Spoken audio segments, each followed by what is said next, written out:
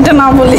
নৌকাতেও আমরা ঘুরতাম। ঢাকা শহর এত কোলাহল এখানে আমি পাই না। ঈদের দিন হচ্ছে আমরা খুলনায়, আপনারা হয়তো বা জানবে যে আমার হোম ডিস্ট্রিক্ট হচ্ছে খুলনাতে। খুলনা নিয়ে যদি কথা বলতে হয়, খুলনা, বাগেরহাট, গোপালগঞ্জ এগুলি হচ্ছে আমার পথে চলা ছিল।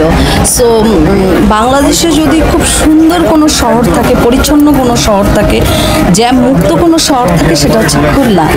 সো খুলনাতে যেটা আমি খুলনাতে ঈদের হচ্ছে যে 62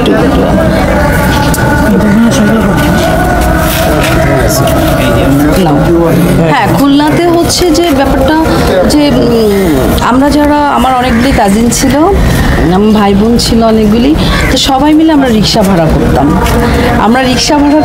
সেটা 2-3 ঘন্টা রিক্সা ভাড়া করে আমরা পুরো খুলনা শহরটা চক্কর দিতাম, কারণ কোনো জ্যাম নাই, তো পরিচ্ছন্ন শহর। সো পুরা খুলনা শহরটা আমরা ঘুরতাম।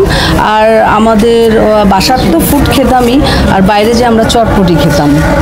এবং একটা পর্যায়ে যখন বিকাল হয়ে যেত, তখন নদী আছে খুলনায়, অনেক সুন্দর নদী, ওখানে হচ্ছে নৌকা আছে সুন্দর সুন্দর, ওই নৌকাতেও আমরা ঘুরতাম।